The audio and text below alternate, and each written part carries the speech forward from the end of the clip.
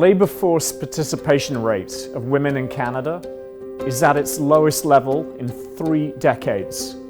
In the US, it's been declining since 2000. 10 years from now, global GDP could be $1 trillion lower because women's unemployment is not tracking that of men. Some economists have called the COVID-19 recession the she-cession, and this trend has the potential to reverse much of the progress that has been made over the last few years in diversity in the workplace, unless we act now. And how can we ensure we don't regress on gender equity? How can we seize this moment to lock in gains and make further advances? 20 million Canadians rely on us at CPP Investments to help ensure that the Canada Pension Plan Fund will be sustainable for generations. Gender equity is important to us. It's an important business imperative. And the numbers speak for themselves. We approach the advancement of gender equity in 2 ways. First, by building a culture that supports the growth and development of underrepresented groups of gender, race, age, and ability. Attracting, developing, and retaining talented women is critical to our success as a high-performing organization. Second, we use our seat at the table. We insist that the companies we invest in become more diverse. We believe companies with diverse boards and workforces are more likely to achieve superior financial performance. With a $434 billion portfolio, CPP Investments controls over 200 board seats in both public and private companies around the world.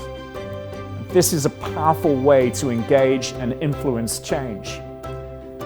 In fact, during the 2020 proxy voting season, we voted on 44,186 agenda items in 56 countries. In 2017, we introduced our board gender diversity voting practice in Canada. We voted against 45 Canadian companies that year who had 0 women on their boards. A year later, 21 of those companies had added a female director. In 2019, we expanded this practice globally. We continue to evolve our practices each year and have escalated our Canadian approach and now vote against nominating committee chairs of S&P TSX composite boards with fewer than 2 female directors. Our goal is to improve the gender balance and the overall effectiveness of public company boards worldwide. Despite all we know about the correlation between growth and diversity, we're still not where we need to be, and the COVID-19 pandemic threatens to set back our progress. This pandemic has unmasked inequity and widened existing tears in our social fabric. Working with businesses globally, we've observed that while attitudes around gender have evolved significantly, actions have evolved much less so. We've heard countless excuses for why a board has no female representation. When it comes to advocating for gender equity, it means working against the inertia of the status quo. And we ourselves face this real and immense challenge. We do our best by establishing and communicating clear processes and having the discipline to maintain them. Workplace policies, both formal and unspoken, play a role in changing actions to match attitudes. We found this to be true within our own organization. After setting and achieving a target ratio of 50-50 gender balance in our hiring, we measure and report on our progress towards gender balance at all levels and continue our efforts to build our pipeline of senior women. Data indicates that COVID-19 is on track to be the most detrimental event impacting women in the workforce in the past 30 years. This moment must be both a reflection point and an inflection point. We can continue business as usual and allow our economies and those they serve to suffer. Or we can use this moment of societal self-reflection to double down, to look inwards as governments, as businesses, and as individuals, and to understand why we're so far behind and start corrective action. There are critical actions that the corporate world can take. And there are also systemic actions that require collaboration between governments and businesses and individuals. This could mitigate the long-term impacts of COVID-19 on women in the workforce. First, affordable and accessible childcare. The demands of care and domestic duties that women face have been thrown under the spotlight, or rather the Zoom screen, during this pandemic. Japan's focus in recent years on women's economic empowerment proves that access to childcare is a direct driver of female labor force participation, and that ultimately leads to increased GDP. Japan adopted policies to expand its childcare capacity. They improved disclosure of gender diversity-related data, and they enhanced parental leave benefits to now be amongst the best in the world. Over the last few years, Japan has gone from one of the lowest countries in the world for women's workforce participation to one of the highest. Next, there's a massive opportunity to apply tools and technology to reduce biases in decision-making. In the mid-2000s, Harvard Business School adopted grading software tools to allow their professors to analyze their behaviors and marking patterns by gender.